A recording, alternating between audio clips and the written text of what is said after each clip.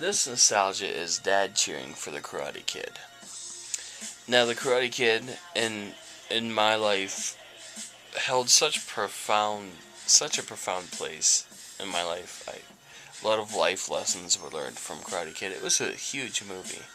And this is the first one with Ralph Macchio, not the bullshit version with Willow Smith, by the way. Which I never saw, so I'm just completely assuming it's bullshit.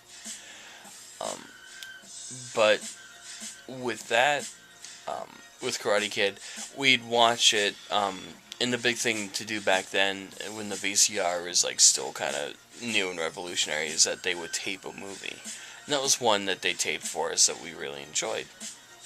But for probably the first like 5 or 6 times that we watched Karate Kid, at the end of the very first one, when he got, when Johnny swept the leg, basically, and poor Daniel's son was hurting, and he went to do the crane kick. He could barely stand. Every time when he hit that crane kick, my dad would just go, "Yes!" He loved it, and it was like he completely fell for the romance of Karate Kid, and they would basically they would shove life lessons from Karate Kid into our everyday lives, as far as like non-violence and whatnot, which I respect. I'm not against that at all, but every time, and especially also after the crane kick, when Miyagi confronted Kreese and honked his nose, my dad would just, he'd lose his shit. He thought it was the greatest thing ever. Every time Miyagi would go, honk. And even as a kid, like the first time I got it.